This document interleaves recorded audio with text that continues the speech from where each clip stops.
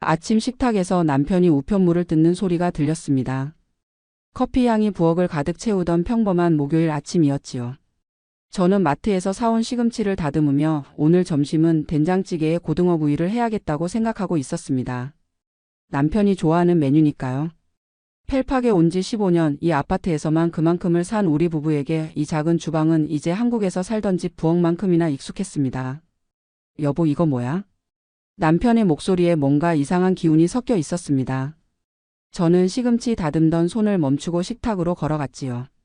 남편은 편지 한 장을 들고 있었는데 그의 손이 미세하게 떨리고 있었습니다. 20대에 만나 지금까지 함께한 남편의 손이 떨리는 걸 본 건 처음이었습니다. 월세 갱신 통지래. 남편이 건넨 종이를 받아들었습니다. 영어로 빼곡히 적힌 공문서였지요. 저희 부부는 영어를 잘 못합니다. 한국에서 살다가 45세 이민 왔으니 이제 와서 배우기도 어렵고 다행히 펠팍은 한인타운이라 한글만으로도 살아가는데 불편함이 없었거든요. 교회도 마트도 병원도 모두 걸어서 5분 거리였습니다. 그래서 우리는 이곳이 참 좋았습니다. 종이 한가운데 큰 글씨로 적힌 숫자가 눈에 들어왔습니다. 달러 2,400. 저는 그 숫자를 몇 번이고 다시 봤습니다. 착각인가 싶었지요. 지금 우리가 내는 월세는 1,500달러입니다. 2년 전에도 1,500달러였고 그 전에도 그랬습니다. 건물주 할아버지가 착한 분이셔서 한 번도 올리지 않으셨거든요. 그런데 2,400달러라니요? 이게 맞아? 계산이 잘못된 거 아니야? 남편이 말했지만 그의 목소리에는 이미 절망이 배어 있었습니다. 저도 알고 있었습니다. 이게 실수가 아니라는 걸. 편지 맨 위에는 노터스 오브 오너십 챙그램이 언드 렌트 인크리스라고 적혀 있었으니까요. 건물주가 바뀌었다는 얘기였습니다. 남편이 계산기를 꺼내 두드리기 시작했습니다. 저도 이미 머릿속으로 계산하고 있었지만요. 우리 부부의 수입은 남편의 401k 연금이 전부입니다. 한 달에 2,200달러.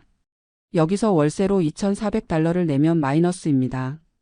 말도 안 되는 일이었지요. 한국 통장에서 뺏을 수밖에 없겠어. 남편이 말했습니다. 한국에 있는 예금은 우리 노후 자금이었습니다. 만에 하나 아프거나 한국에 갑자기 다녀와야 할 일이 생기거나 정말 급한 일이 생겼을 때를 위해 아껴둔 돈이었지요. 그걸 매달 200달러씩 깨먹으며 산다. 그럼 1년이면 얼마나 깎이는 겁니까? 식탁에 앉은 채 한참을 아무 말도 하지 못했습니다. 바깥에서는 아이들 등교하는 소리가 들렸고 이웃집에서는 아침 뉴스 소리가 희미하게 새어나왔습니다. 세상은 여전히 평범하게 돌아가는데 우리만 멈춰 있는 것 같았습니다. 15년을 살았는데 이럴 수가 있어? 남편이 종이를 탁자에 내려놓으며 말했습니다. 분노보다는 허탈함이 더 컸던 것 같습니다. 저도 마찬가지였지요. 화를 내야 할지 슬퍼해야 할지 아니면 그냥 받아들여야 할지 알 수가 없었습니다. 편지 맨 아래에는 또 한 줄이 적혀 있었습니다. 에이그레 마리에미엔티 리콰이어드 바이 넥스트 먼스. 남 마이너스 어그레 마리에미엔티 윌 리절트 인 컨트랙트 터머네이션. 다음 달까지 동의하지 않으면 계약이 해지된다는 뜻이었습니다. 영어를 잘 못하는 저희도 그 정도는 알아볼 수 있었지요. 커피가 식어가고 있었습니다. 시금치는 그대로 개수대에 놓여 있었고 된장찌개를 끓일 생각도 사라졌습니다. 저는 그저 창밖을 바라봤습니다. 저 아래로 보이는 한인타운 거리, 한글 맞춤법이 좀 틀린 간판들, 할머니들이 장바구니를 들고 걷는 모습. 이 모든 게 우리에게서 멀어질 수도 있다는 생각이 들자 가슴 한편이 무너지는 것 같았습니다. 남편이 조용히 말했습니다. 교회 장로님한테 물어봐야겠어. 이런 거 경험해 본 사람 있을 거야. 저는 고개를 끄덕였습니다. 그것밖에 할 수 있는 게 없었으니까요. 마이너스. 그날 저녁 저는 침대에 누워 천장을 바라보며 문득 한 가지를 떠올렸습니다. 석 달쯤 전이었을 겁니다. 3층에 살던 박 할머니가 우리 집에 들르셨던 날이요. 그분은 펠팍에서 20년을 사신 분이었습니다. 저희보다 먼저 오셔서 이 동네를 잘 아셨지요. 할머니는 그날 손에 호떡을 들고 오셨는데 눈이 퉁퉁 부어 있었습니다. 순자씨, 나 이사가. 할머니가 그렇게 말씀하셨을 때 저는 깜짝 놀랐습니다. 20년을 살던 곳을 떠나신다니요? 월세가 갑자기 2,000달러로 올랐어. 나 혼자 사는데 그걸 어떻게 내? 아들한테 가야겠어. 할머니의 목소리는 떨리고 있었습니다. 아들은 텍사스에 산다고 했습니다. 좋은 직장이 있어서 거기 정착했다고.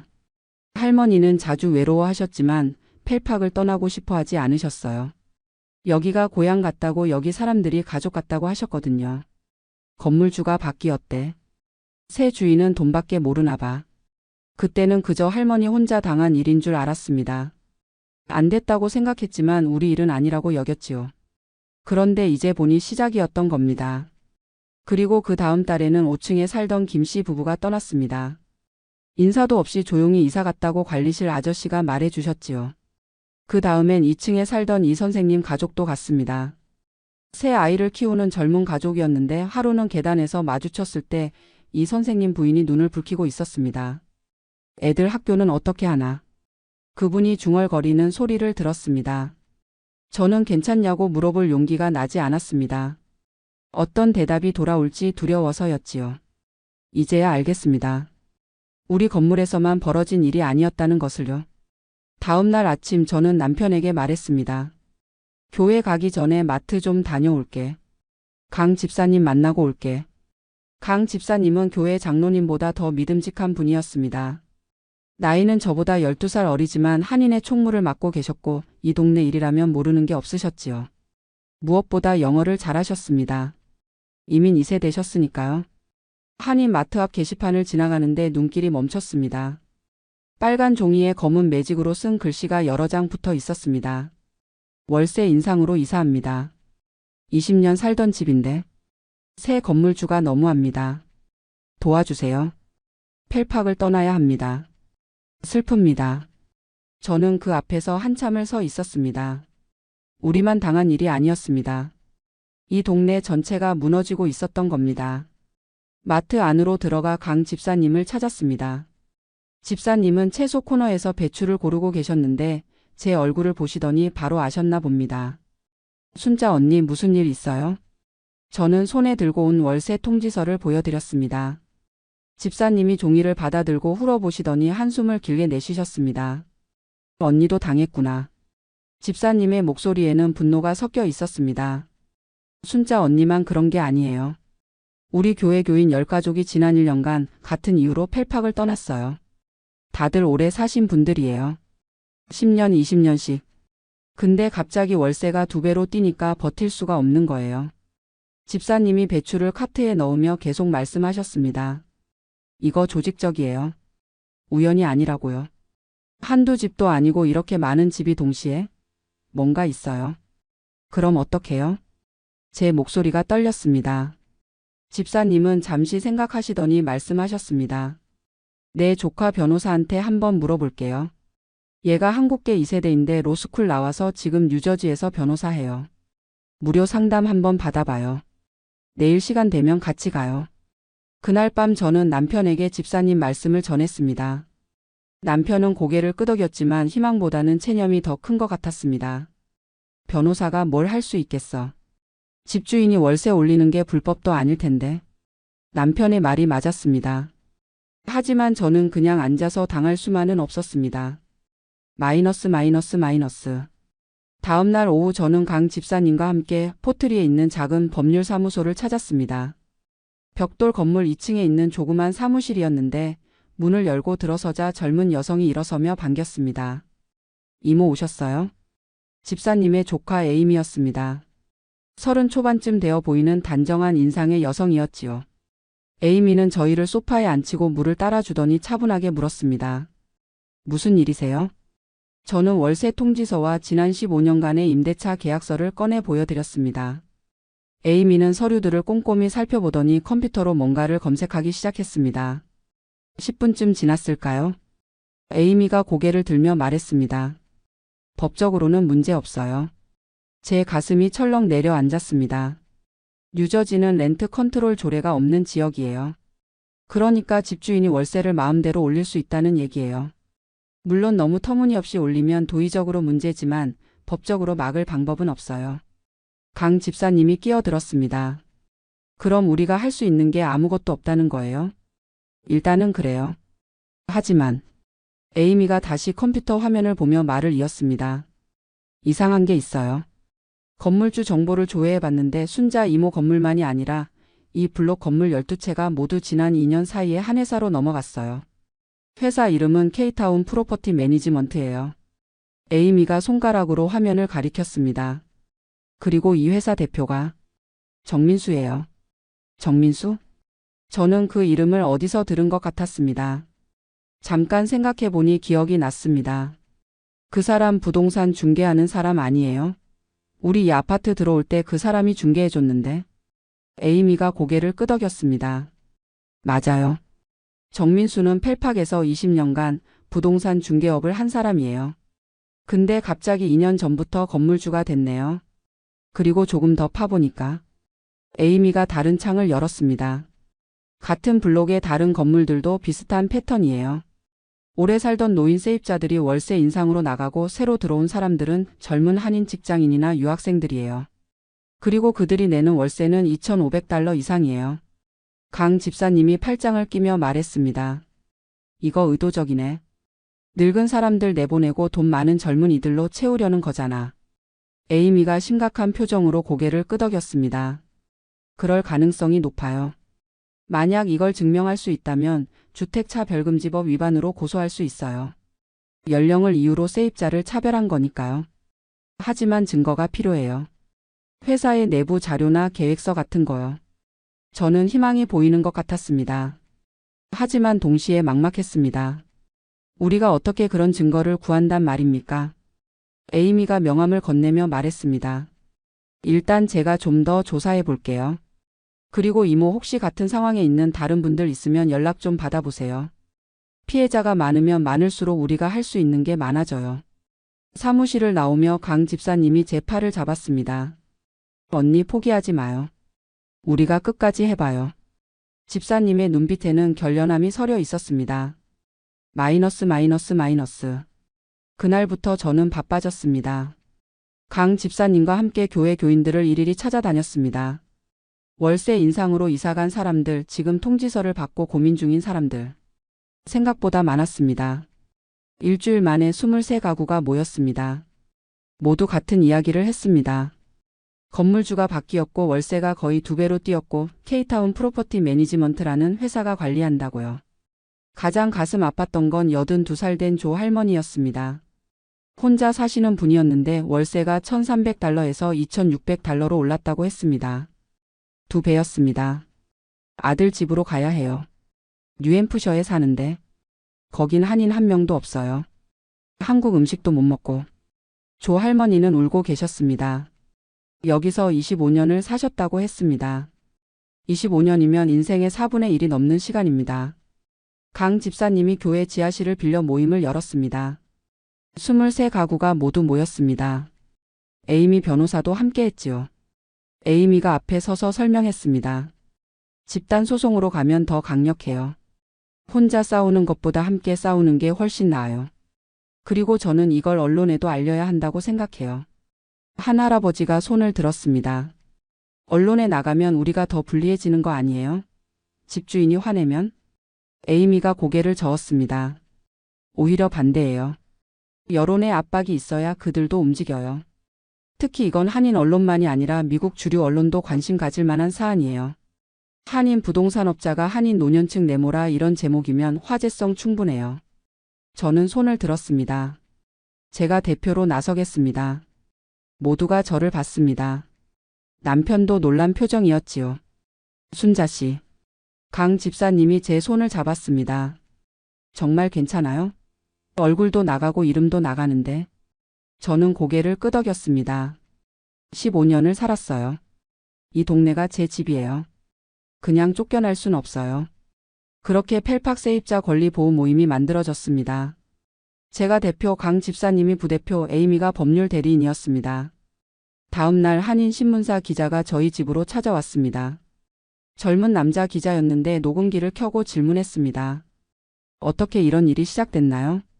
저는 처음부터 차근차근 설명했습니다. 통지서를 받았을 때의 충격, 주변에 같은 일을 겪는 사람들이 많다는 걸 알았을 때의 분노, 정민수라는 이름을 들었을 때의 배신감. 정민수요? 그 부동산 중개하는? 기자가 놀란 표정을 지었습니다. 네. 15년 전 이 집 들어올 때 그 사람이 도와줬어요. 좋은 사람인 줄 알았는데. 기자는 열심히 받아 적었습니다. 사진도 여러 장 찍었지요. 저희 부부가 식탁에 앉아 있는 모습, 월세 통지서를 들고 있는 모습. 이틀 뒤 한인신문 일면에 기사가 실렸습니다. 펠팍 한인타운 노년층 쫓겨나는 위기라는 제목이었습니다. 제 사진도 함께 실렸고요. 교회에서 사람들이 저를 알아봤습니다. 격려해주는 분들도 있었고 걱정하는 분들도 있었습니다. 순자 씨 괜찮겠어요? 저 사람들 가만 있지 않을 텐데. 어느 집사님이 걱정스럽게 말씀하셨습니다. 저도 알고 있었습니다. 싸움은 이제 시작이라는 걸요. 마이너스. 신문 기사가 나간 다음 날 오후였습니다. 저는 남편과 함께 집에서 저녁 준비를 하고 있었습니다. 갑자기 현관문을 두드리는 소리가 들렸습니다. 남편이 문을 열었는데 정민수가 서 있었습니다. 이모님 잠깐 이야기 좀 해요. 오해가 있는 것 같아서요. 정민수는 환하게 웃고 있었습니다. 마치 오랜 친구를 만난 것처럼요. 하지만 그 웃음이 소름 끼쳤습니다. 남편이 어쩔 줄 몰라 하다가 문을 열어줬습니다. 정민수가 안으로 들어와 소파에 앉았습니다. 양복을 단정하게 차려입은 모습이었지요. 신문 기사 봤어요. 왜 이렇게까지 하세요? 우리끼리 조용히 해결하면 되잖아요. 정민수가 말했습니다. 목소리는 부드러웠지만 눈빛은 차가웠습니다. 저는 가만히 있다가 입을 열었습니다. 조용히 해결하자는 게 뭐예요? 월세 올린 거 취소해 줄 거예요? 이모님 비즈니스를 이해하셔야죠. 요즘 펠팍이 핫플레이스예요. 젊은 사람들 수요가 엄청나요. 시세가 오른 건 자연스러운 거예요. 15년 살던 사람들 쫓아내면서 무슨 자연스럽다는 거예요? 제 목소리가 높아졌습니다. 정민수의 표정이 굳어졌습니다. 이모님 신중하게 생각하세요. 소송 걸면 변호사 비용만 수만 달러 들어요. 이길 확률도 반반이고요. 그 돈으로 그냥 다른 데 가서 편하게 사시면 안 돼요? 저는 웃음이 나왔습니다. 우릴 가난한 늙은이로 보는 거죠? 돈 없고 힘없어서 아무것도 못할 거라고? 정민수가 일어섰습니다. 유화적이던 태도가 완전히 사라졌습니다. 좋아요. 그럼 끝까지 해봐요. 근데 이모님 남편분 작년에 교통사고로 보험 처리한 거 있죠? 남편의 얼굴이 하얗게 질렸습니다. 그거 보험 사기 아니었어요? 제 친구가 그 보험회사에서 일하는데 한번 다시 조사해보자고 하면. 뭐? 그건 정당한 사고였어. 남편이 소리쳤습니다. 정민수가 비웃듯 웃었습니다. 그래도 조사 들어가면 몇 달은 귀찮으시겠죠? 이민자 신분에 이것저것 복잡해지면. 정민수가 문 쪽으로 걸어가며 돌아봤습니다. 잘 생각해 보세요. 이건 경고예요. 문이 닫혔습니다. 저는 손이 떨렸습니다. 화가 나서인지 무서워서인지 알 수 없었습니다. 남편이 제 손을 잡았습니다. 여보 그만두자. 저 사람 위험해. 하지만 저는 고개를 저었습니다. 대신 휴대폰을 꺼내 녹음 앱을 멈췄습니다. 녹음했어. 다 녹음했어. 남편이 눈이 커졌습니다. 뭐? 저는 휴대폰을 보여줬습니다. 강 집사님이 미리 알려준 대로였습니다. 정민수가 올 수도 있으니 녹음을 준비하라고요. 이거면 돼. 협박 증거야. 저는 즉시 에이미에게 파일을 보냈습니다. 몇 분 뒤 에이미에게서 전화가 왔습니다. 완벽해요. 이모 이건 협박이에요. 증거 인멸 교사도 되고요. 바로 법무부에 진정서 넣을게요. 저는 전화를 끊고 남편을 봤습니다. 이제 진짜 싸움이 시작됐어. 마이너스. 다음 날부터 일이 빠르게 진행됐습니다. 에이미가 뉴저지주 법무부 산하주택차별조사국에 정식 진정서를 냈습니다. 23가구의 피해 사례, 정민수의 협박 녹음 파일, 그리고 강 집사님이 어렵게 구한 내부 증언까지 모두 첨부됐습니다. 강 집사님의 친구 딸이 정민수 부동산 사무실에서 파트타임으로 일하고 있었는데 그 학생이 양심의 가책을 느끼고 내부 자료를 빼돌려준 겁니다. 회의록 사진들이었는데 거기에는 충격적인 내용이 적혀 있었습니다. 1단계 2023년 건물 12채 매입 완료. 2단계 2024년 기존 세입자 60% 이상 퇴거 목표. 3단계 2025년 전면 리모델링 후 월세 3,000달러 이상으로 재임대. 에이미가 그 자료를 보더니 눈이 빛났습니다. 이거예요. 이게 결정적 증거예요. 하지만 며칠 뒤 에이미에게서 난감한 전화가 왔습니다. 이모 문제가 생겼어요. 내부 고발자가 입장을 바꿨어요. 뭐라고요? 저는 믿을 수 없었습니다. 정민수가 그 학생한테 거액을 줬나 봐요. 그 학생이 진술서에 서명했는데 제가 장난으로 만든 가짜 문서였다고 했어요. 휴대폰을 쥔 손에 힘이 들어갔습니다. 그럼 우리 증거가 무력화됐어요. 법적으로 쓸 수 없게 됐어요. 저는 소파에 주저앉았습니다. 모든 게 무너지는 것 같았습니다. 더 나쁜 소식이 이어졌습니다. 23가구 중 5가구가 정민수의 회유에 넘어갔습니다. 3달 월세 면제와 이사 비용 지원을 약속받고 소송에서 빠지겠다고 통보해온 겁니다. 교회에서도 분위기가 바뀌었습니다. 순자 씨 그냥 그만두는 게 어때요? 이기기 힘들 것 같은데. 우리 나이에 이렇게까지 싸워야 해요? 심지어 남편도 흔들렸습니다. 여보 체리힐로 이사 가자. 거긴 월세가 싸. $1,400면 구할 수 있대. 저는 남편을 봤습니다. 당신도 포기하는 거야? 포기가 아니라 현실적으로 생각하자는 거지. 우리 나이에 이렇게 스트레스 받으면서까지. 저는 아무 말도 하지 않았습니다. 그냥 창밖을 봤습니다. 펠팍의 거리가 보였습니다. 한글 간판들, 김치찌개 냄새, 할머니들의 웃음소리. 이 모든 걸 포기하라고요? 월세 인상 시행일은 2주 후였습니다. 법원 판결은 최소 석 달은 걸린다고 했습니다. 시간이 없었습니다. 저는 혼자였습니다. 마이너스. 포기하려고 마음먹은 지 이틀째 되던 날이었습니다. 저는 소파에 앉아 멍하니 있었습니다.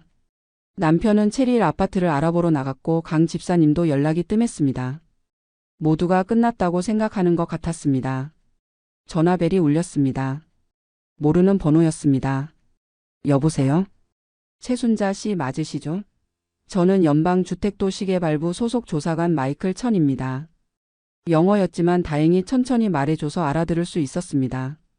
아니, 이름을 들으니 한국계인 것 같았습니다. 신문 기사를 보고 직권으로 조사를 시작했습니다. 저는 정신이 번쩍 들었습니다. 조사요? 네. K타운 프로퍼티 매니지먼트가 연방주택융자, 그러니까 FHA 론을 받아서 건물을 매입했어요. 근데 그 융자 조건 중 하나가 기존 세입자 보호예요. 그런데 대량으로 월세를 올려서 내쫓았다면 이건 융자 약관 위반입니다. 저는 가슴이 뛰었습니다. 그럼 그 사람을 처벌할 수 있다는 거예요? 네. 이건 민사가 아니라 형사 문제가 될 수도 있어요. 그리고 저희가 회사 계좌를 추적했더니 이상한 점이 있어요. 조사관이 계속 말했습니다. 월세 인상분이 회사 수익으로 안 들어가고 대표 개인 계좌로 빠져나가요. 횡령 가능성이 높습니다. 그리고 세금 신고 내역과 실제 받은 월세 총액이 안 맞아요. 탈세 혐의도 있습니다. 저는 울컥했습니다. 희망이 보였습니다. 다음 주에 정식 조사 들어갑니다. 그때까지 절대 이사 가지 마세요. 세입자들이 남아 있어야 피해 규모가 증명돼요. 전화를 끊고 저는 강 집사님에게 연락했습니다. 집사님도 놀라워하셨습니다. 언니 이거 대박이에요. 연방정부가 직접 나선다고요? 저는 남편에게도 전화했습니다. 여보 체리힐 알아보지 마. 우리 이긴다. 마이너스. 일주일 뒤 연방조사관 2명이 정민수 사무실에 영장을 들고 들이닥쳤습니다. 뉴스에도 나왔습니다. 컴퓨터며 서류며 모든 걸 압수했고 정민수를 연방청사로 연행했다고 했습니다. 에이미가 전화해서 설명해줬습니다. 정민수가 FHA 론으로 $1,200만 빌렸대요. 근데 융자 신청서에 기존 세입자 보호 및 저소득층 주거 안정 목적이라고 거짓말을 한 거예요. 실제로는 고소득층으로 바꿔서 돈을 벌려고 했고요. 이건 융자 사기예요. 더 충격적인 사실이 밝혀졌습니다. 정민수가 회사 돈을 매달 $40,000씩 개인 계좌로 빼돌렸고 세금도 제대로 안 냈다는 겁니다. 며칠 뒤 연방검사가 공식 발표를 했습니다. 융자 사기, 횡령, 탈세, 주택차별, 협박 등 5가지 혐의로 기소하겠습니다. 언론이 난리가 났습니다. 한인신문뿐만 아니라 미국 주류 언론에도 대대적으로 보도됐습니다. 코리언-AMERICAN 랜들로드 차그레메드 위드 프로드 언드 디스크리머네이션 정민수는 한인 커뮤니티에서 완전히 매장됐습니다. 그의 부동산 사무실 앞에는 항의하는 사람들이 몰렸고 교회에서는 그를 출교시켰습니다. 얼마 뒤 정민수 측 변호사에게서 연락이 왔습니다. 모든 세입자의 월세를 원래대로 되돌리고 지난 2년간 과다 징수한 금액 전액 환불하겠습니다. 하지만 에이미가 말했습니다. 받아들이지 마세요. 형사처벌은 피할 수 없으니 최대한 민사보상을 뜯어냅시다. 결국 법원 조정이 열렸습니다. 저는 강 집사님 에이미와 함께 법정에 갔습니다. 정민수도 있었습니다. 그는 초췌해 보였습니다. 판사가 조정안을 읽었습니다. 월세 원상복구 과다 징수분 환불, 정신적 피해 보상 각 가구당 $10,000, 향후 5년간 월세 인상률 연 3% 이하로 제한. 저는 에이미를 봤습니다. 에이미가 고개를 끄덕였습니다. 동의합니다. 저도 말했습니다. 동의합니다. 마이너스. 석 달 뒤 정민수는 연방법원에서 최종 판결을 받았습니다. 융자 사기 3년, 탈세 2년, 횡령 1년. 총 6년형이었습니다. 부동산 중개업 자격도 영구 박탈됐고요. K타운 프로퍼티 매니지먼트는 파산했고 건물 12채는 모두 매각됐습니다. 다행히 새 건물주들은 합의 조건을 존중하기로 했습니다. 저를 포함한 18가구는 과다 징수분 환불과 위자료로 평균 $18,000를 받았습니다. 큰 돈이었습니다. 저는 그 돈으로 남편과 함께 20년 만에 한국 여행을 갔습니다. 서울도 가고 부산도 가고 제주도도 갔습니다. 한국이 너무 많이 변해 있었지만 여전히 반가웠습니다. 하지만 더 큰 변화는 따로 있었습니다. 우리의 싸움이 뉴스가 되고 여론이 들끓으면서 뉴저지 주의회가 움직인 겁니다. 노인 세입자 보호법이라는 새 법이 만들어졌습니다. 65세 이상 노인이 5년 이상 거주한 경우 월세 인상률을 연 5% 이하로 제한하고 일방적 계약 해지를 금지하는 내용이었습니다. 저는 뉴저지 주지사 집무실에 초대받았습니다. 법안 서명식에 참석해 달라고요. 그날 저는 떨리는 마음으로 트렌턴에 갔습니다. 주지사가 제 손을 잡고 말했습니다. 당신의 용기 덕분에 많은 노인들이 집을 지킬 수 있게 됐습니다. 사진을 찍었습니다. 주지사와 악수하는 제 모습이 한인신문 일면에 실렸습니다. 순자 할머니 뉴저지 법 바꾸다라는 제목이었습니다. 펠팍 한인타운에는 현수막이 걸렸습니다. 순자 이모님 덕분에 우리가 집을 지켰습니다. 감사합니다. 교회에서는 감사 예배를 열었습니다. 많은 사람들이 저에게 고맙다고 인사했습니다. 강 집사님과 저는 펠팍 세입자 권리센터를 만들었습니다. 비슷한 문제를 겪는 한인들을 돕기 위해서였습니다. 일주일에 이틀 교회 지하실을 빌려서 무료 상담을 했습니다. 어느 날 저녁 저는 남편과 함께 소파에 앉아 있었습니다. 창밖으로 펠팍 거리가 보였습니다. 한글 간판에 불이 켜지고 사람들이 오가고 할머니들이 장바구니를 들고 걷고 있었습니다. 남편이 제 손을 잡으며 말했습니다. 당신이 이렇게 강한 사람인 줄 몰랐어. 67년 살면서 처음 알았네. 저는 웃었습니다. 나도 처음 알았어. 근데 기분 나쁘지 않더라. 저는 월세 통지서가 왔던 그날 아침을 떠올렸습니다. 시금치를 다듬고 있었고 커피 향이 부엌에 가득했었지요. 그때는 세상이 끝난 것 같았습니다. 하지만 끝이 아니었습니다. 시작이었습니다. 지금 저는 여전히 같은 아파트에 삽니다. 월세는 $1,500로 돌아왔고 남편의 연금으로 충분히 생활할 수 있습니다. 한국 마트는 여전히 걸어서 5분 거리고 교회도 그렇습니다. 무엇보다 저는 이제 두렵지 않습니다. 누군가 다시 우리를 쫓아내려 해도 저는 싸울 줄 아니까요. 혼자가 아니라는 것도 알았고요. 창밖에서 아이들 웃음소리가 들렸습니다. 한국어와 영어가 섞인 목소리였습니다. 이 아이들도 언젠가 이 동네를 고향이라 부를 겁니다. 그리고 저처럼 이곳을 지키려 할 거고요. 저는 남편에게 말했습니다. 저녁 뭐 먹을래? 된장찌개. 그럼 시금치도 데쳐줄게. 평범한 대화였습니다. 하지만 이 평범함을 지키기 위해 저는 싸웠습니다. 그리고 이겼습니다. 67년을 살면서 배운 가장 큰 교훈입니다. 나이가 많다고 돈이 없다고 힘이 없다고 포기할 필요는 없다는 것. 용기는 젊음의 전유물이 아니라는 것. 그리고 가장 중요한 건 집이란 단순히 사는 곳이 아니라는 겁니다. 기억이 쌓이고 이웃이 가족이 되고 거리가 고향이 되는 곳입니다. 저는 이 집을, 이 동네를, 이 삶을 지켰습니다. 그것으로 충분합니다. 컴퓨터 화면 속 동생 얼굴이 일그러졌습니다. 창밖 야자수가 흔들리는 게 보이는 걸 보니 캘리포니아는 오늘도 화창한 모양입니다. 형, 미시간은 지금 영하 15도래요? 거기서 어떻게 살아요? 동생 목소리에 걱정이 묻어났습니다. 하지만 그 걱정이 진짜인지는 모르겠습니다. 저는 컵에 담긴 커피를 한 모금 마시고 대답했습니다. 난방비 포함해서 월세가 $1,000야. 소셜연금 $1,850로 충분히 살고 있어. 동생이 눈을 크게 떴습니다. 그게 말이 돼요? 우리는 월세만 $2,500인데 형은 도대체 뭘 먹고 사는 거예요? 혹시 빚이라도 있는 거 아니에요? 저는 한숨을 쉬었습니다. 설명해봤자 믿지 않을 것 같았습니다. 동생은 손짓하며 말을 이어갔습니다. 형, 솔직히 말해봐요. 캘리포니아로 이사 오면 내가 도와줄게요. 그 추운 데서 고생하지 말고. 창밖을 보니 눈이 펑펑 내리고 있었습니다. 하얀 눈송이가 유리창에 부딪혔다가 녹아내렸습니다. 영하 15도라지만 집 안은 따뜻했습니다. 월세에 난방비가 포함되어 있으니까요. 동생아, 나 여기 좋아. 걱정 말어. 통화를 끊고 나니 가슴 한쪽이 답답해졌습니다. 동생은 항상 저를 걱정한다는 명목으로 간섭했습니다. 어릴 때부터 그랬습니다. 저는 의자에서 일어나 창가로 갔습니다. 아파트 주차장에 쌓인 눈이 가로등 불빛에 반짝였습니다. 3년 전 한국에서 이곳으로 왔을 때가 생각났습니다. 중학교 수학교사로 30년을 일하고 정년 퇴직했습니다. 아내가 세상을 떠난 지 5년째 되던 해였습니다. 큰아들은 캘리포니아 실리콘밸리에서 소프트웨어 엔지니어로 일하고 작은 아들은 텍사스 휴스턴에서 석유회사에 다니고 있었습니다. 두 아들 모두 미국에 정착했으니 저도 이민을 가기로 결심했습니다. 아버지, 우리 근처로 오세요.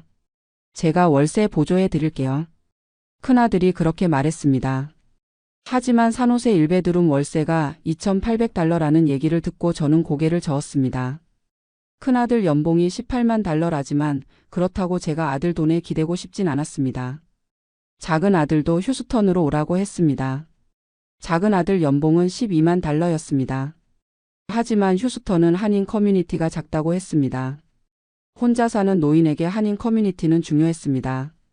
그래서 저는 디트로이트 근교를 택했습니다. 한인 커뮤니티도 크고 한국 마트도 있고 한인교회도 여럿 있었습니다. 무엇보다 생활비가 저렴했습니다.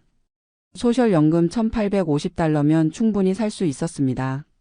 아버지가 왜 그런 춥고 낙후된 도시로 가시려는지 모르겠어요. 큰아들이 못마땅해 했습니다.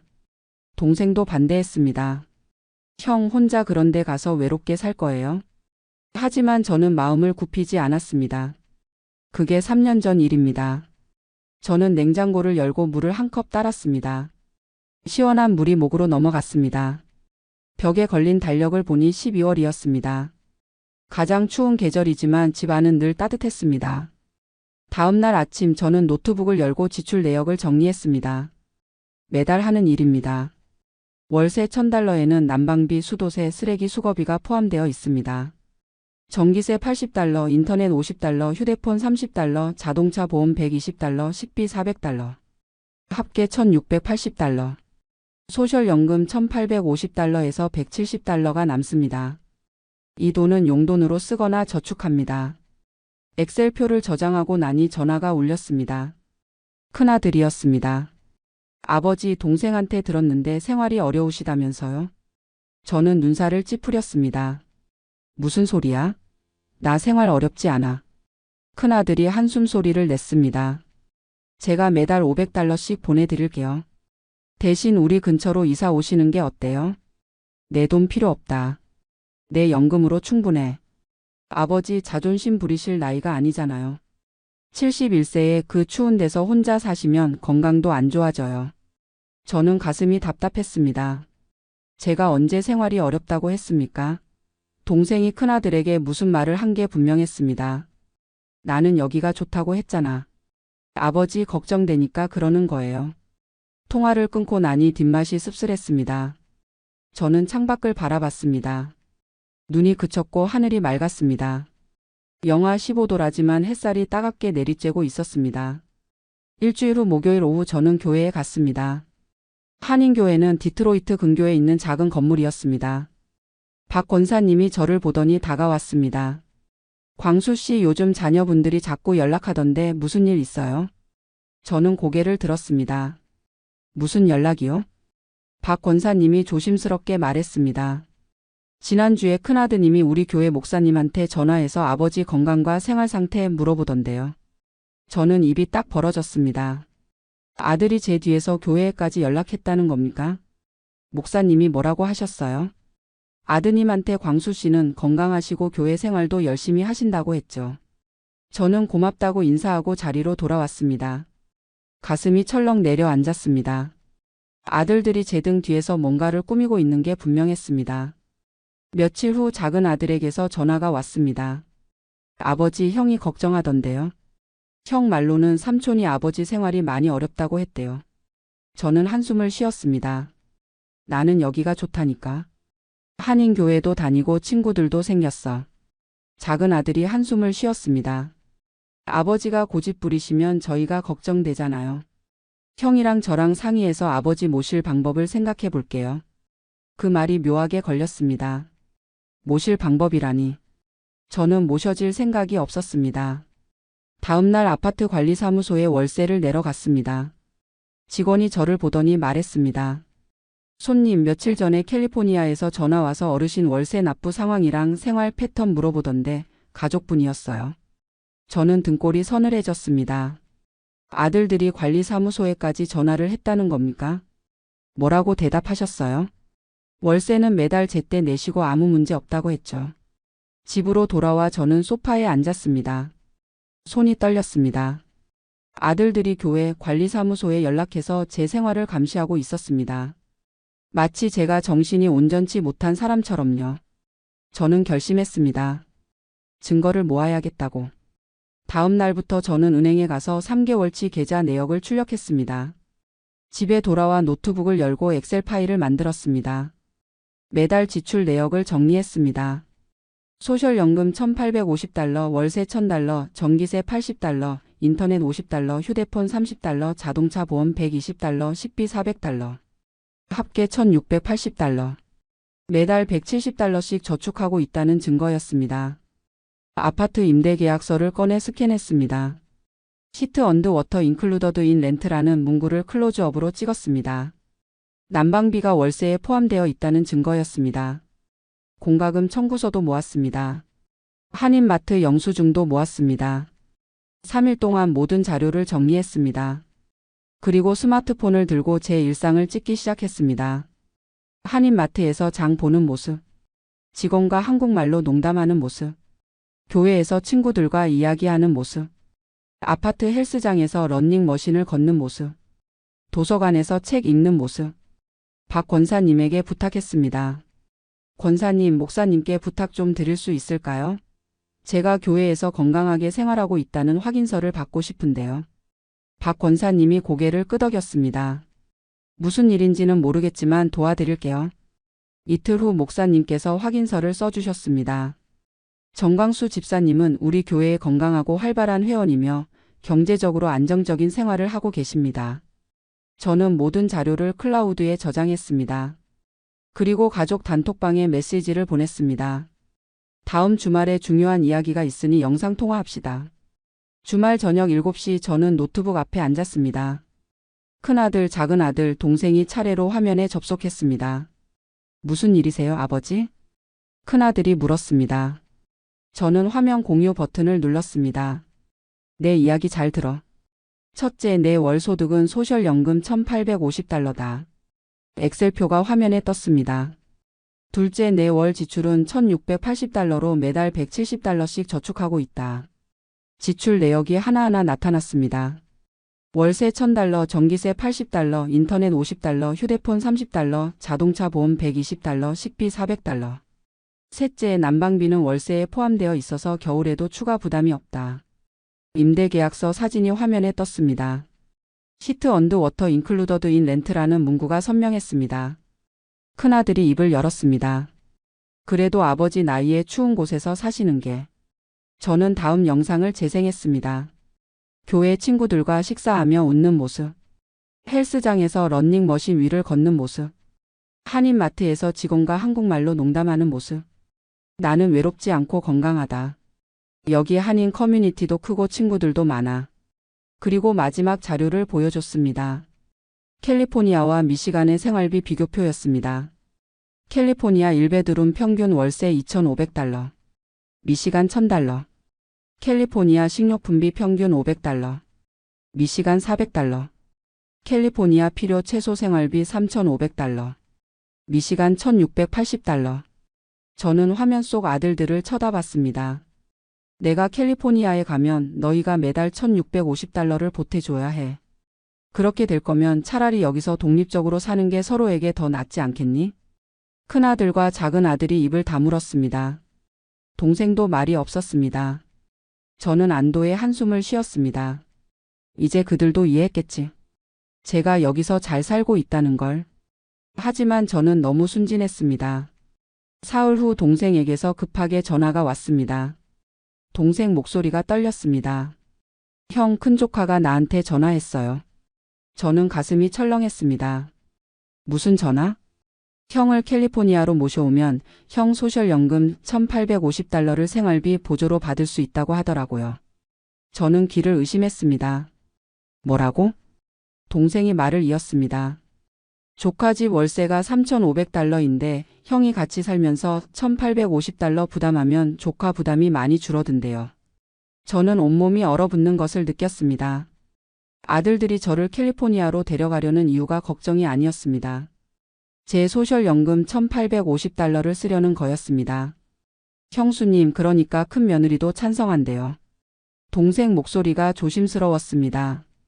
조카 와이프가 실리콘밸리에서 일하다가 작년에 회사에서 해고당했거든요. 지금 재취업이 안 돼서 집에 있는데 생활비가 빠듯하대요. 형이 오셔서 같이 살면 형 연금으로 식비랑 공과금을 부담하시고 조카 부부는 월세만 내면 되니까 서로 좋지 않겠냐고 하더라고요. 저는 손이 떨렸습니다. 컵을 놓으려다가 물을 쏟았습니다.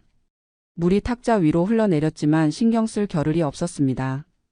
형, 근데 조카 말이 틀린 건 아니잖아요? 가족끼리 도우면서 사는 게 당연한 거 아닌가요?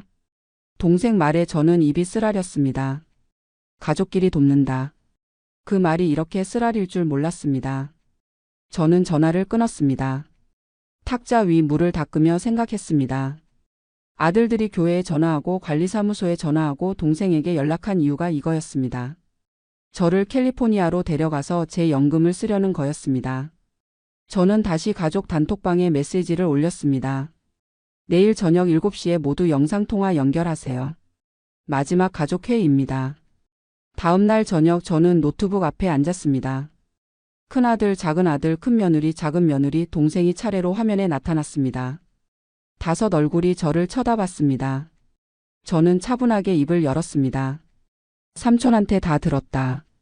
큰아들 얼굴이 굳었습니다. 너희가 나를 캘리포니아로 데려가려는 이유가 내 소셜연금 $1,850를 생활비로 쓰려는 거였구나. 아버지 오해하시는 거예요. 큰아들이 변명하려 했지만 저는 손을 들어 말을 막았습니다. 오해가 아니야. 큰며느리가 작년에 회사에서 해고당했고 지금 재취업이 안 돼서 집안 살림이 빠듯하다는 것도 안다. 그래서 내 연금 $1,850가 필요했던 거지. 큰며느리 얼굴이 붉어졌습니다. 저는 말을 이었습니다. 월세 $3,500에서 내 연금 $1,850를 빼면 너희는 $1,650만 내면 되니까 부담이 절반으로 줄어들지. 게다가 식비랑 공과금도 내가 부담하면 더 좋고. 나를 캘리포니아로 데려가서 모시는 게 아니라 내 돈을 쓰려고 했던 거잖아. 작은 아들이 입을 열었습니다. 아버지, 가족끼리 돕고 사는 게 당연한 거 아닌가요? 저는 냉정하게 답했습니다. 돕고 사는 게 당연하면 내가 미시간에서 독립적으로 잘 사는 걸 왜 반대했니? 내가 너희 돈 한 푼 안 쓰고 내 연금으로 살고 있는데 그게 왜 문제였어? 화면이 조용해졌습니다. 아무도 대답하지 못했습니다. 그때 큰며느리가 갑자기 울음을 터뜨렸습니다. 어깨가 들썩였습니다. 아버님, 저희가 정말 힘들어요. 큰며느리 목소리가 떨렸습니다. 제가 해고당하고 6개월째 재취업이 안 되는데 집값은 계속 오르고. 우리도 아이 둘 키우면서 정말 빠듯하게 살아요. 아버님 연금이 필요했던 건 맞아요. 하지만 그게 나쁜 건가요? 가족이잖아요. 큰아들이 거들었습니다. 아버지, 사실대로 말씀드릴게요. 우리 집 저축이 바닥났어요. 실리콘밸리 집값이 너무 비싸서 월세 3,500달러 내기도 벅차요. 아버지가 오셔서 1,850달러만 부담해 주시면 우리가 숨통이 트여요. 그게 그렇게 잘못된 건가요? 작은 아들도 가세했습니다. 형 말이 맞아요, 아버지. 솔직히 아버지 혼자 미시간에서 사시는 것보다 캘리포니아에서 우리랑 같이 사시는 게 외롭지도 않고 더 좋잖아요. 아버지 연금으로 생활비 부담하시는 건 당연한 거예요. 옛날에 아버지가 우리 키울 때 돈 쓰셨던 것처럼요. 동생도 끼어들었습니다. 형, 조카들 말도 일리가 있어요. 실리콘밸리는 생활비가 정말 비싸거든요. 형이 좀 양보하시면 안 될까요? 내 얼굴이 저를 쳐다봤습니다. 큰며느리가 눈물을 닦으며 다시 말했습니다. 아버님, 우리를 도와주세요. 가족이잖아요. 저는 화면을 멍하니 바라봤습니다. 가슴이 답답했습니다. 네 사람이 한 목소리로 저를 압박하고 있었습니다. 긴 침묵이 흘렀습니다. 저는 커피를 한 모금 마셨습니다. 식은 커피가 쓰디쓴 맛이었습니다. 알겠다. 제가 입을 열자 큰아들 얼굴에 희망이 떠올랐습니다. 너희 입장도 이해한다. 생활이 어려우면 힘든 거 맞지. 큰아들이 안도의 한숨을 쉬는 게 보였습니다. 하지만 저는 말을 이었습니다. 그런데 한 가지 물어보자. 내가 너희 집에 가서 연금 1,850달러를 생활비로 내면 나는 어떻게 되는 거니? 큰아들이 대답했습니다. 아버지는 저희랑 같이 사시면서 우리가 모시죠. 그럼 내 용돈은? 내 개인 생활비는?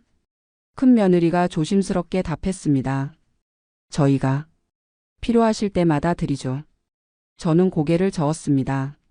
지금 나는 미시간에서 1,850달러로 생활비 1,680달러를 쓰고 170달러를 저축하고 있어. 하지만 내가 캘리포니아에 가서 1,850달러를 전액 생활비로 내면 내 손에 남는 돈은 0원이야. 저는 화면 속 아들들을 쳐다봤습니다. 옷 사고 싶어도 친구랑 밥 먹고 싶어도 책 사고 싶어도 너희한테 손 벌려야 해. 그게 모신다는 거니? 작은 아들이 변명했습니다. 아버지, 필요한 건 저희가 다 사드리죠. 저는 냉정하게 반박했습니다. 내가 원하는 걸 사주는 게 아니라 너희가 필요하다고 생각하는 걸 사주는 거지. 나는 71세지만 아직 내 의사결정 능력이 있어. 내 돈으로 내가 원하는 걸 사고 내가 원하는 곳에서 살고 싶어. 그게 존엄이야. 화면이 조용해졌습니다. 아무도 말이 없었습니다. 저는 마지막 말을 꺼냈습니다. 너희가 정말 나를 걱정한다면 내가 미시간에서 잘 살고 있다는 걸 인정해야 해. 저는 한마디 한마디 또박또박 말했습니다. 내가 내 연금으로 생활비 내고 매달 조금씩 저축하고 친구들 만나고 교회 다니고 건강하게 살고 있어. 날씨? 추우면 옷 따뜻하게 입으면 돼. 난방비? 월세에 포함되어 있어서 추가 부담 없어. 외로움? 한인 커뮤니티가 크고 친구들이 많아. 무엇이 문제야? 큰아들이 입을 열려 했지만 저는 손을 들어 제지했습니다. 내 말 아직 안 끝났어. 너희가 경제적으로 어려우면 다른 방법을 찾아야지. 71세 아버지 연금에 손대는 게 답은 아니야. 저는 화면 하나하나를 쳐다봤습니다. 큰며느리 재취업이 안 되면 다른 일이라도 알아봐. 큰아들 월세 3,500달러가 부담되면 더 싼 곳으로 이사가. 작은 아들, 형 도와주고 싶으면 형한테 돈 보내. 그게 너희가 해야 할 일이지 아버지 연금 빼앗는 게 아니야. 저는 심호흡을 했습니다. 나는 미시간에서 계속 살 거야. 너희가 진심으로 나를 보고 싶으면 비행기 타고 여기로 와. 내가 너희 생활비 부담하러 캘리포니아 갈 생각은 없어. 큰아들이 마지막으로 시도했습니다. 아버지, 그래도 우리는 가족이잖아요. 저는 단호하게 말했습니다. 가족이니까 서로 존중해야지. 너희가 나를 ATM으로 보는 한 우리는 가족이 아니야. 그리고 저는 영상통화 종료 버튼을 눌렀습니다. 화면이 꺼졌습니다. 저는 소파에 기대어 눈을 감았습니다. 가슴이 두근거렸습니다. 손이 떨렸습니다. 하지만 후회는 없었습니다. 창밖을 보니 눈이 다시 내리고 있었습니다. 하얀 눈송이가 가로등 불빛에 반짝였습니다. 집 안은 따뜻했습니다. 3개월이 흘렀습니다. 저는 여전히 미시간 디트로이트 근교 아파트에서 살고 있습니다. 소셜연금 1,850달러로 생활비 1,680달러를 쓰고 매달 170달러씩 저축 계좌에 넣고 있습니다. 이제 저축액이 510달러가 되었습니다. 여름이 되면 1,000달러가 넘을 것입니다. 큰아들과 작은아들은 그 이후로 연락이 뜸해졌습니다. 하지만 저는 신경 쓰지 않습니다. 오히려 마음이 편합니다. 교회 친구들과는 더 가까워졌습니다. 매주 목요일 오후에는 도서관에서 열리는 한인 시니어 모임에 참여합니다. 박 권사님, 최 집사님, 김 권사님과 함께 커피를 마시며 이야기를 나눕니다. 광수 씨, 자녀분들은 요즘 어떠세요? 박 권사님이 물으면 저는 이렇게 답합니다. 연락은 잘 안 하는데 그게 더 편해요. 서로 부담 없이 살아야죠. 박 권사님이 고개를 끄덕입니다. 어느 날 오후 동생에게서 전화가 왔습니다. 형, 큰조카가 결국 더 싼 아파트로 이사했대요. 월세 2,200달러짜리로요. 저는 귀를 기울였습니다. 큰조카 와이프도 어제 파트타임 일자리 하나 구했다고 하더라고요. 형이 안 가기로 하니까 스스로 방법을 찾았네요. 저는 담담하게 답했습니다. 그래야 어른이지. 71세 아버지 연금에 기대려고 하면 안 되는 거야. 동생이 한숨을 쉬었습니다. 형이 옳았어요. 형은 거기서 독립적으로 잘 사시는 게 맞아요. 전화를 끊고 저는 창밖을 바라봤습니다. 5월의 미시간은 아름답습니다. 햇살이 따뜻하고 나무들이 연초록 잎으로 가득합니다. 겨울의 혹독함은 온데간데 없고 봄이 왔습니다. 여름이면 호숫가를 산책할 것입니다. 가을이면 단풍을 보러 갈 것입니다. 겨울이면 난방비 걱정 없이 따뜻한 집에서 책을 읽을 것입니다. 저는 소파에 앉아 노트북을 열었습니다. 교회 친구들에게 보낼 이메일을 썼습니다. 다음 주 목요일 점심 모임 제가 김치찌개 끓여서 가져갈게요. 한인마트에서 좋은 김치 샀어요. 엔터를 눌렀습니다. 이메일이 전송되었습니다. 저는 만족스러운 미소를 지었습니다. 소셜연금 1,850달러, 생활비 1,680달러, 저축 170달러. 이 숫자들이 제 자유이고 존엄이고 행복입니다. 창밖에서 새가 지저귀입니다. 햇살이 창문을 통해 들어와 마룻바닥에 따뜻한 빛을 들이웁니다. 커피 향이 집 안을 채웁니다. 저는 행복합니다. 가스레인지 앞에 서 있는데 제가 무엇을 하려고 했는지 기억이 나지 않았습니다. 파란 불꽃이 빈 냄비를 데우고 있었고 부엌엔 탄내가 희미하게 배어 있었습니다. 라면을 끓이려고 했던 거였습니다. 물을 올려놓은 줄 알았는데 냄비가 텅 비어 있었습니다. 불을 끄고 창문을 열었습니다. 사막 너머로 해가 지고 있었고 피닉스의 11월 저녁 공기는 생각보다 차가웠습니다. 이웃집 김할머니가 노크를 하셨습니다. 상철 씨 괜찮으세요? 연기 냄새가 나던데. 할머니의 걱정스러운 눈빛을 보니 이게 처음이 아니라는 걸 알았습니다. 저는 괜찮다고 그냥 깜빡했다고 말씀드렸지만 할머니는 제 어깨를 툭 치시며 말씀하셨습니다. 상철 씨 요즘 좀 이상해 보여요. 병원 가보세요. 진짜로. 다음 날 아침 동네 한인병원을 찾았습니다. 대기실엔 저처럼 나이 든 사람들이 가득했고 창밖으로 보이는 야자수가 바람에 흔들리고 있었습니다. 신경과 전문의는 여러 가지 질문을 했습니다. 오늘이 며칠인지 대통령이 누구인지 100에서 7씩 빼보라는 것들이었습니다. 제 대답이 더듬거릴 때마다 의사 선생님의 표정이 조금씩 굳어갔습니다. 초기 치매입니다. 지금부터는 혼자 사시기 어려울 겁니다. 진단서를 받아들고 주차장으로 나왔을 때 다리에 힘이 풀렸습니다. 차에 앉아서 한참을 멍하니 있었습니다. 아내가 3년 전 폐암으로 세상을 떠난 뒤로 혼자서 잘해왔다고 생각했는데 말입니다. 집에 돌아와 냉장고 문을 열었습니다. 상한 음식들이 여기저기 있었습니다. 제가 언제 만들었는지도 기억나지 않는 반찬들이었습니다. 의사 선생님은 6개월 안에 요양시설 입소를 권했습니다. 저는 그날 밤 한국에 있는 아들에게 전화를 걸었습니다. 시차 때문에 아들은 출근 준비를 하고 있었고 제 말을 듣더니 바로 말했습니다. 아버지 한국 오세요. 제가 모실게요. 아들의 목소리는 진심이었습니다. 하지만 저는 고개를 저었습니다. 물론 아들은 제 모습을 볼 수 없었지만요. 아니다. 난 여기서 살 거다. 1990년에 이 땅에 첫 발을 디딘 지 벌써 30년이 넘었습니다. 이제 와서 한국으로 돌아가고 싶지 않았습니다. 하지만 문제가 있었습니다. 미국 요양원은 한 달에 5,000달러에서 1만 달러가 넘는다는 소문을 들었습니다. 한국 돈으로 치면 750만 원에서 1,500만 원입니다. 제 소셜 시큐리티는 한 달에 1,800달러, 270만 원 정도였습니다. 아무리 계산해봐도 맞지 않았습니다. 밤마다 잠이 오지 않았습니다. 창밖으로 사막의 별들이 쏟아질 듯 빛났지만 제 미래는 칠흑 같았습니다. 제가 미국에 온 건 1990년이었습니다. 그때 저는 50살이었고 아들은 25이었습니다. 한국에서 중견 제조업체 관리직으로 일하고 있었지만 아들에게 더 나은 미래를 주고 싶었습니다. 아내는 반대했습니다. 여기서도 잘 살고 있는데 왜 고생하러 가요? 하지만 저는 고집을 부렸고 결국 우리 가족은 LA행 비행기에 몸을 실었습니다. 처음 10년은 정말 힘들었습니다. 한인 마트에서 일했고 새벽 5시에 일어나 밤 9시에 집에 돌아왔습니다. 손님들은 영어를 쓰고 저는 더듬더듬 대답했습니다. 시급은 최저임금이었고 월급날이면 아내와 함께 빡빡한 가계부를 펼쳤습니다. 아들은 커뮤니티 칼리지에 다니며 아르바이트를 했고 주말이면 가족 셋이 모여 라면을 끓여 먹었습니다. 2000년 기회가 왔습니다. 한인 무역회사에서 정규직을 구한다는 광고를 받고 이력서를 냈습니다. 면접을 보러 갔을 때 사장님이 제 한국 경력을 보고 고개를 끄덕였습니다. 관리직 경험이 있으시네요. 좋습니다. 연봉은 5만 달러, 한국 돈으로 7천만 원 정도였습니다. 많은 돈은 아니었지만 마트 시절과 비교하면 천지 차이였습니다. 그렇게 25년을 일했습니다. 매일 아침 8시에 출근해서 저녁 6시에 퇴근했고 성실하게 세금을 냈습니다.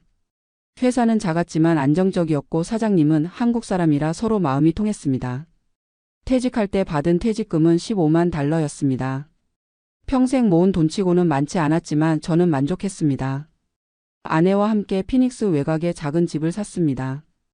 20만 달러짜리 투베드룸 단층 집이었고 마당엔 선인장 몇 그루가 서 있었습니다. LA보다 집값이 싸고 날씨가 따뜻해서 노후를 보내기에 좋다고 했습니다. 여름엔 너무 더웠지만 겨울엔 온화했고 무엇보다 조용했습니다. 아들은 한국으로 돌아갔습니다. 대학을 졸업하고 미국 회사에서 몇 년 일했지만 결국 한국 IT 기업에 더 좋은 기회가 있다며 떠났습니다. 저는 섭섭했지만 말리지 않았습니다. 아들의 인생이니까요. 아들은 한국에서 결혼했고 손자가 둘 생겼습니다. 1년에 한두 번 왔다 갔고 영상통화로 얼굴을 봤습니다. 그리고 3년 전 아내가 폐암 진단을 받았습니다. 흡연을 한 적도 없는데 말입니다. 병원비가 무서웠습니다. 아내는 메디케어만 있고 추가 보험이 없었거든요. 검사비, 수술비, 항암 치료비가 청구서로 날아왔습니다. 한 장 한 장 뜯어볼 때마다 손이 떨렸습니다. 다행히 메디케어가 대부분을 커버해줬습니다. 본인 부담금은 있었지만 파산할 정도는 아니었습니다. 그래도 몇만 달러는 나갔고 퇴직금 계좌에서 돈을 뺐습니다. 아내는 1년을 버티다가 세상을 떠났고 저는 혼자 남았습니다. 그때부터였습니다. 미국은 병원비가 비싸다는 생각이 뇌리에 박혔습니다. 요양원도 마찬가지겠지라고 생각했습니다. 그래서 치매 진단을 받았을 때 막막했던 겁니다. 전화벨이 울렸습니다. 한국에 있는 고등학교 동창 박 씨였습니다. 우리는 1년에 서너 번 통화를 했는데 그날따라 박 씨의 목소리가 힘이 없었습니다. 상철아, 나 작년에 요양원 들어갔어. 박 씨는 저보다 1살 위였고 당뇨와 고혈압으로 오래 고생했습니다. 자식들이 더 이상 모시기 힘들다며 서울 강동구에 있는 요양원에 모셨다고 했습니다. 한 달에 300만 원 나와. 4인실인데 밤에 다른 할아버지들 코 고는 소리에 잠을 못 자. 간병인도 따로 써야 하는데 그것도 한 달에 200만 원이야. 자식들한테 미안해서 못 살겠어. 박 씨의 한숨이 전화기 너머로 들렸습니다. 저는 위로의 말을 건넸지만 사실 제 상황도 비슷했습니다. 아니, 더 나쁠 거라고 생각했습니다. 미국은 그것보다 훨씬 비쌀 거야. 통화를 끊고 나서 문득 궁금해졌습니다. 정확히 얼마나 비싼 걸까? 저는 노트북을 켜고 피닉스 요양원을 검색했습니다. 화면에 여러 시설들이 떴고 하나씩 클릭해봤습니다. 월 6,000달러, 월 8,000달러, 월 12,000달러. 환율을 계산기에 두드렸습니다. 900만 원, 1,200만 원, 1,800만 원. 역시나 비쌌습니다. 박 씨보다 훨씬 비쌌습니다. 저는 화면을 끄려고 했습니다. 그런데 한 요양원 웹사이트 맨 아래에 작은 글씨가 보였습니다. 메디케이드 수혜자는 별도 문의. 메디케이드? 메디케어는 알았지만 메디케이드는 처음 듣는 말이었습니다. 저는 그 요양원 전화번호를 메모했습니다. 다음 날 아침 전화를 걸었습니다. 헬로 선라이즈 시니어 리빙입니다. 친절한 여자 목소리였습니다. 저는 더듬거리며 물었습니다. 메디케이드가 있으면 비용이 어떻게 되나요? 메디케이드가 있으시면 본인 부담금이 훨씬 줄어듭니다. 하지만 자격 조건이 까다로워요.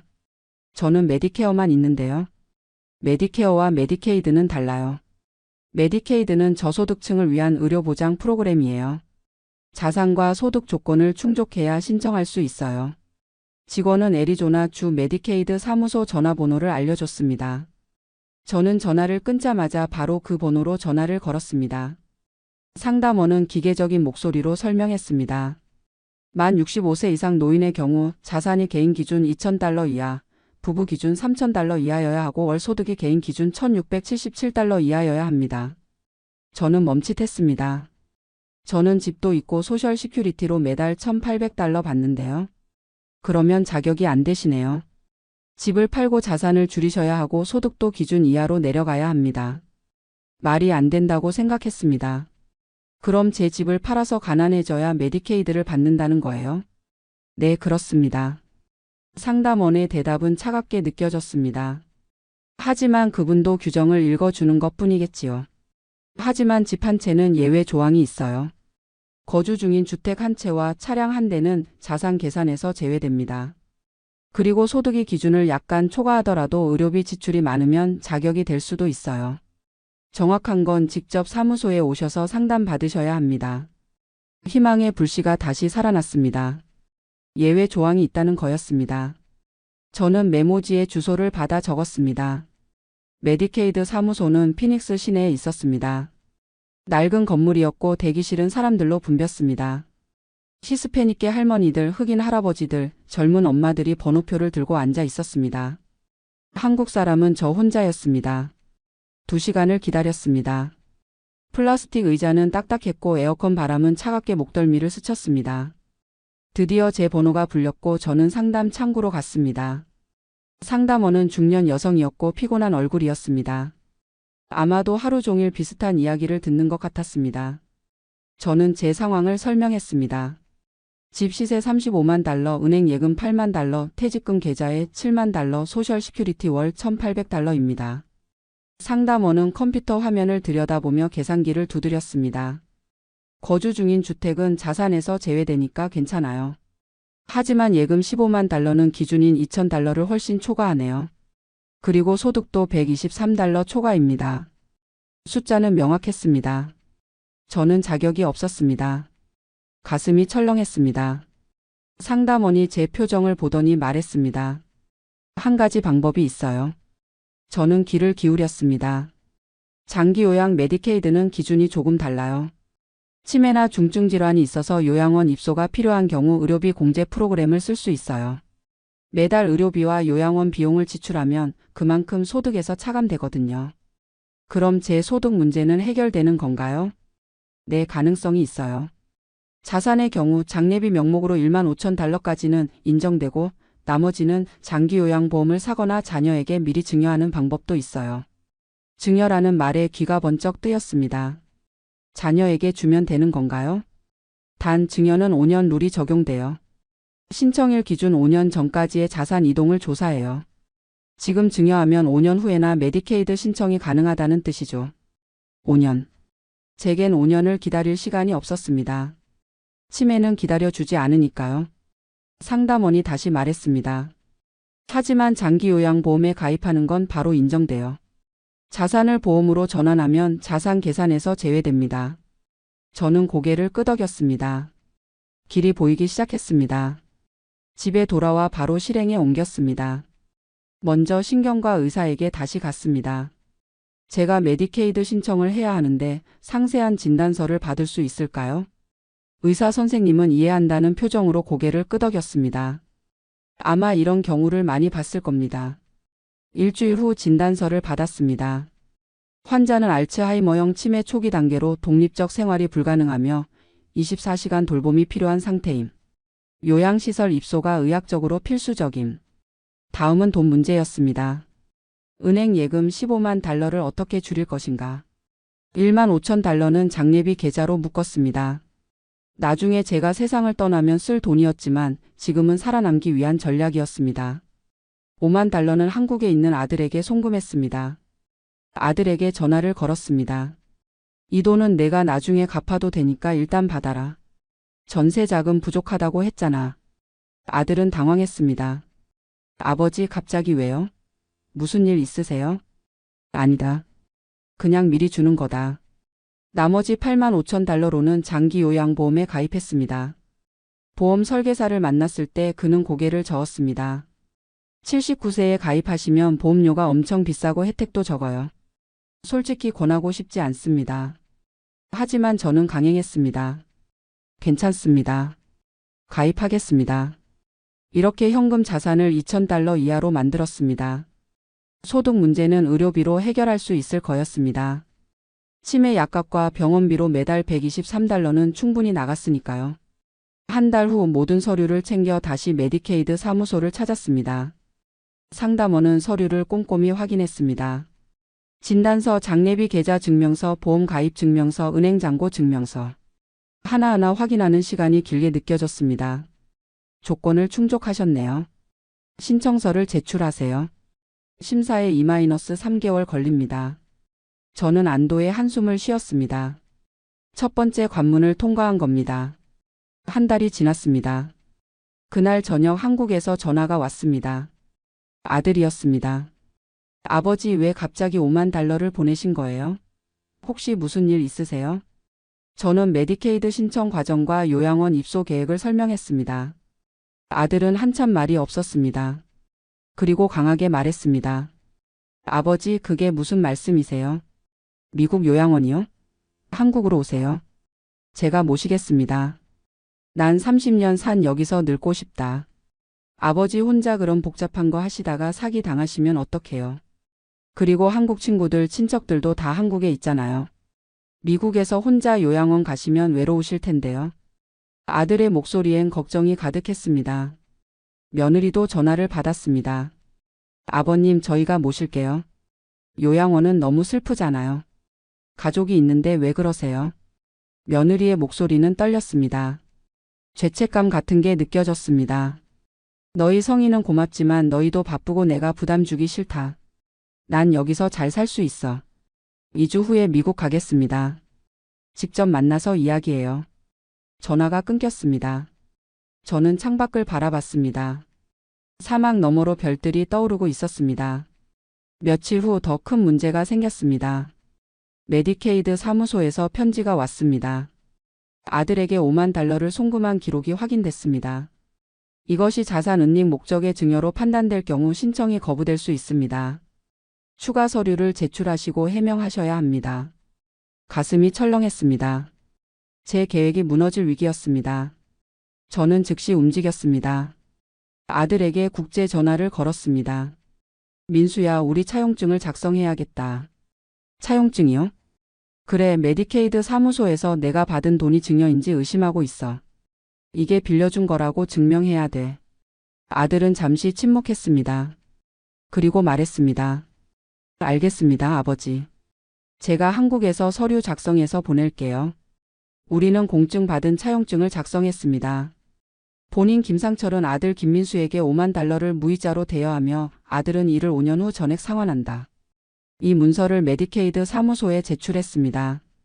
또한 아들과 이메일을 주고받았습니다.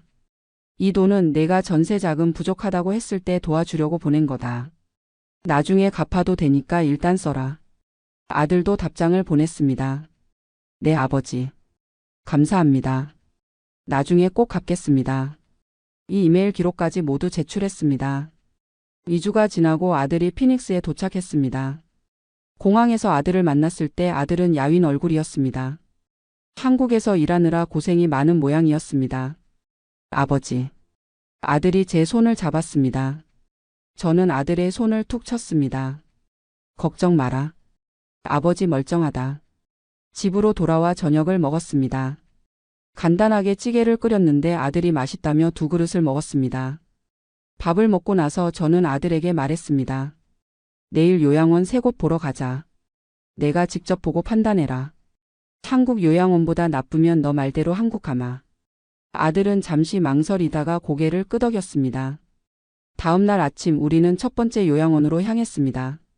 선라이즈 시니어 리빙 피닉스 지점이었습니다. 건물은 2층짜리 현대식 건물이었고 입구에는 화분들이 놓여 있었습니다. 접수 직원이 우리를 맞았고 투어를 시작했습니다. 복도는 넓었고 벽에는 그림들이 걸려 있었습니다. 1인실을 보여줬는데 방 크기는 작지 않았습니다. 약 20평방미터 정도였고 침대와 옷장, 작은 책상이 있었습니다. 개인 화장실과 샤워실이 딸려 있었고 창문으로는 사막 풍경이 보였습니다. 여기가 거실입니다. 공용 라운지는 넓었습니다. 피아노가 한쪽에 놓여 있었고 소파들이 여기저기 배치되어 있었습니다. 노인들이 앉아서 책을 읽거나 이야기를 나누고 있었습니다. 도서관도 있었고 작은 영화관도 있었습니다. 피트니스실에는 러닝머신과 자전거가 있었고 한 할머니가 천천히 걷고 있었습니다. 식당입니다. 식당은 밝았습니다. 창문이 크고 햇빛이 쏟아져 들어왔습니다. 뷔페식 식사였고 그날 점심 메뉴는 치킨, 생선, 샐러드, 수프, 파스타 등 다양했습니다. 직원이 설명했습니다. 저희는 한인 입소자가 12명 계세요. 한국어 하시는 간호사도 2분 있고요. 한국 음식도 일주일에 2번씩 나옵니다. 아들이 눈을 크게 떴습니다. 시설은 정말 좋네요. 근데 비용이. 직원이 웃으며 대답했습니다. 메디케이드 승인되시면 본인 부담금이 월 $1,200 정도입니다.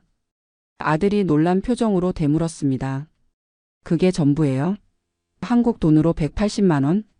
네, 나머지는 메디케이드에서 지불합니다.